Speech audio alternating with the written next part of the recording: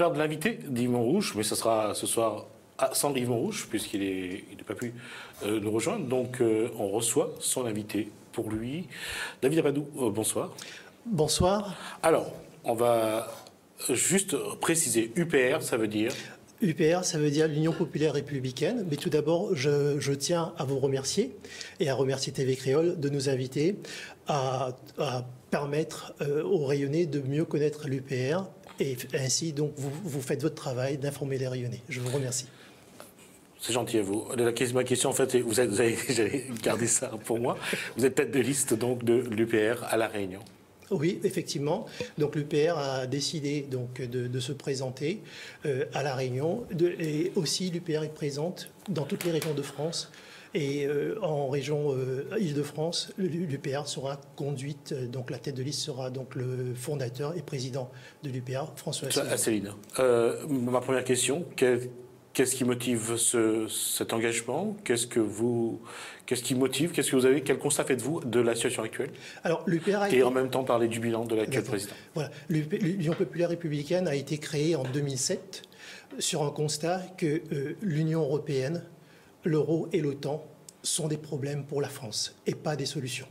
C'est pour cette raison les objectifs de l'UPR est de sortir la France de l'Union européenne par l'article 50. C'est un grand portail de sortie qui existe, qui a été caché soigneusement par les gens qui ne veulent pas qu'on le sache.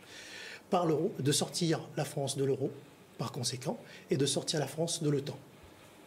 Alors, à La Réunion, sur quoi travaillez-vous? Quel programme voulez-vous mettre en avant? Et si demain vous êtes à La Réunion, qu'est-ce que vous voulez faire pour les Réunionnais? Auparavant, donc, je tiens à dire que La Réunion est arrimée sur l'État français. Les problèmes que l'État français a en ce moment, c'est un gros problème de chômage, de désindustrialisation, de destruction de nos services publics, d'incapacité à l'État de financer les choses qu'elle finançait normalement. Et par voie de conséquence, à La Réunion, nous avons les mêmes problèmes. Donc, si vous voulez, notre destin est intimement lié avec celui de l'État français. Et c'est pour cette raison, tout ce qui se passe au niveau de l'État français va nous répercuter. Par exemple, il faut savoir que l'Union européenne force l'État français à faire 50 milliards d'euros d'économies cette année. Et c'est bien sûr, ça va impacter fortement ici à La Réunion. Baisse de la TGF. Voilà, par exemple, dans le domaine de la santé, il y aura donc 3,4 milliards d'économies que l'État français va être obligé de mettre en œuvre parce que l'Union européenne l'exige. Et ça veut dire, pour les gens, on va s'enfoncer dans la politique des génériques, on va s'enfoncer aussi dans le déremboursement de médicaments, on va s'enfoncer aussi dans la privatisation du système de santé, on va pousser de plus en plus de gens qui n'ont pas beaucoup de moyens à requérir à des mutuelles qui deviennent de plus en plus chères. Vous parlez d'un secteur que vous connaissez bien, puisque vous êtes...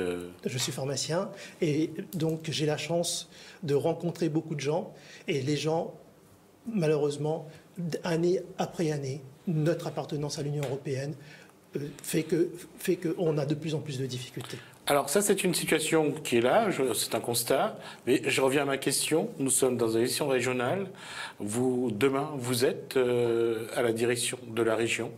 Qu'est-ce qu'il y a dans votre programme? Qu'est-ce que vous voulez faire avec ce que l'État donne ou ne donne pas pour les Réunionnais? Alors tout d'abord, bien sûr, si vous voulez, comme je vous ai dit, le fait d'appartenir à l'Union européenne nous laisse pas beaucoup de liberté. Donc avec ce peu de liberté qui nous reste et aussi le peu de financement finalement qui va arriver de la métropole, l'Union européenne ne veut pas faire comme les autres partis en promettant 50 000 emplois, en promettant des projets pharaoniques. C'est l'UPR qui veut passer à l'Union européenne. Voilà, l'UPR ne veut pas, excusez-moi pour le lapsus. Et parce que donc nous voulons nous adresser à l'intelligence des Rayonnais. On ne veut pas leur raconter l'histoire. Voilà.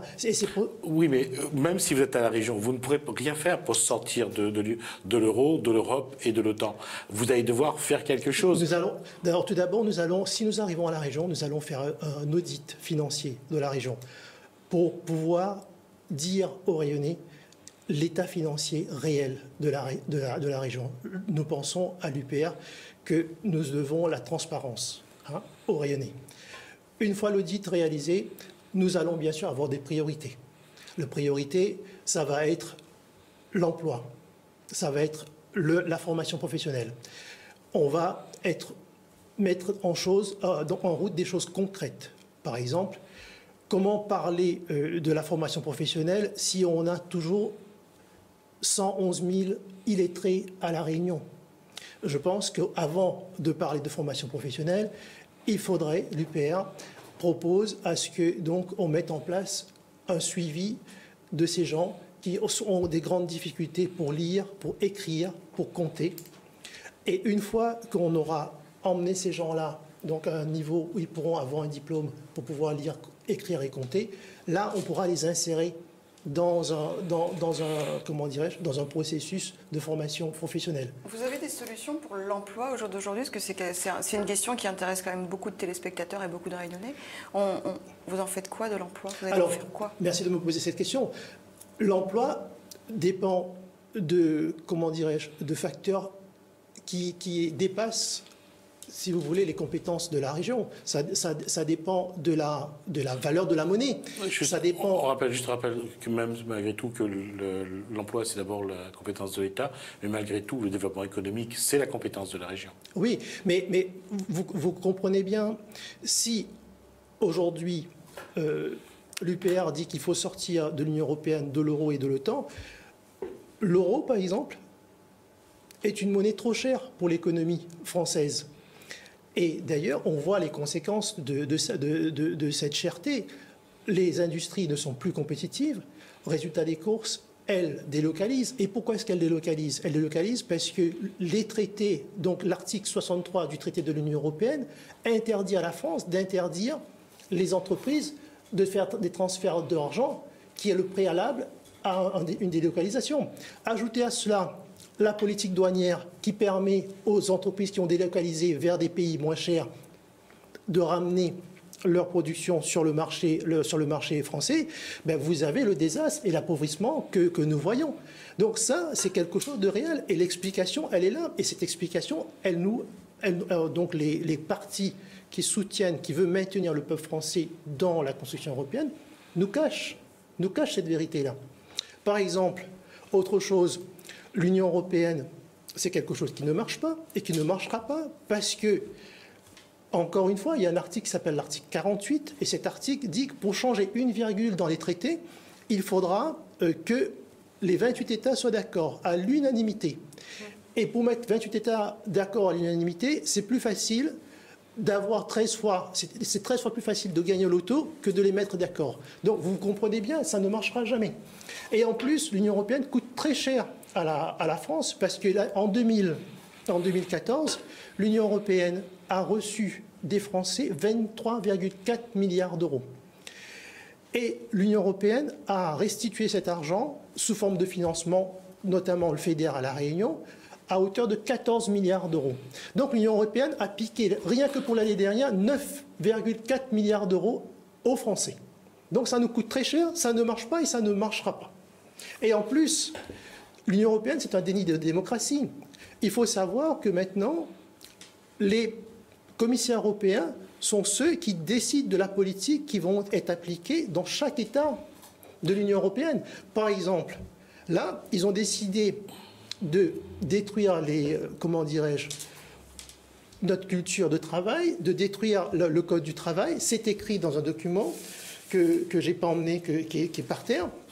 Et donc, c'est les grandes orientations de politique économique. Et là-dedans, il y a 2 pages de mesures que le gouvernement français doit mettre en œuvre. S'il ne met pas en œuvre, il y aura des rétorsions de l'Union européenne. Voilà la situation, voilà où nous sommes rendus. C'est pour cette raison que l'Union européenne, donc l'Union populaire républicaine, a décidé d'agir donc sur 3 axes. Ça veut dire faire sortir la France de l'Union européenne, sortir de l'euro, parce que cette histoire d'euro aussi, c'est à l'origine de la dette. Parce qu'avoir une monnaie qui est trop forte, ça nous appauvrit énormément. Et aussi, qu'est-ce qui contrôle l'euro? C'est la BCE. Et la BCE interdit... La BCE, c'est la Banque centrale européenne. C'est la Banque centrale européenne. interdit aux banques centrales, qui existent toujours, la banque française existe toujours, de prêter directement aux États. Ça remonte à 78, parce que Giscard d'Estaing a signé cet accord. Et on a eu le double effet qui se coule, qui est donc dans l'article. L'État n'avait plus le droit d'emprunter à la Banque de France. Et le double effet qui se coule, c'est que donc ils ont repris, l'Union européenne a repris cette loi pour l'insérer comme sous l'article 123 du traité de l'Union européenne. Et maintenant, par exemple, pour la route du littoral, on aurait pu demander à la Banque de France de financer directement la collectivité sans intérêt, et on aurait fait beaucoup d'économies. Merci pour la transition. Vous êtes pour ou contre cette route? Si demain vous êtes à la région, vous le continuez ou pas? Voilà. Alors il nous reste 1 minute et demie. 320 000 rayonnés ne sont pas prononcés sur cette route. Et nous, à l'UPR, on pense qu'il faut redonner la parole aux rayonnés. Un référendum. Voilà, et proposer les différents projets qui ont existé, et informer les rayonnés tout d'abord, et leur demander, en connaissance de cause, de voter, de choisir le projet qu'ils voudraient. Voilà.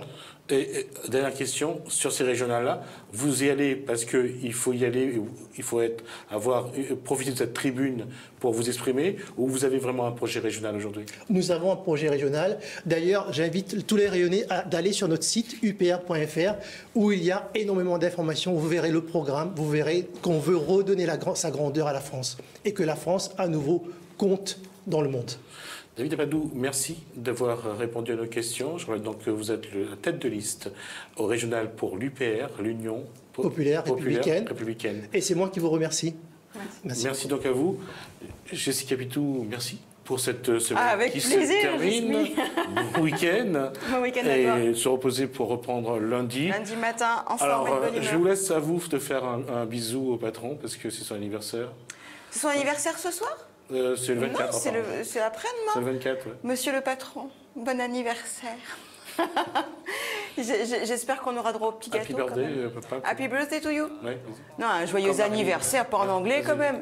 Joyeux anniversaire, joyeux anniversaire Thierry, joyeux anniversaire Monsieur le patron, joyeux anniversaire. Merci. Un bon anniversaire donc à Thierry Haraï, puisque c'est son anniversaire. On lui souhaite de continuer à avoir des cheveux gris et les avoir encore un peu plus sur le haut du crâne. Bon anniversaire et puis bonne soirée donc pour cette soirée prévue donc au Roche-Noire.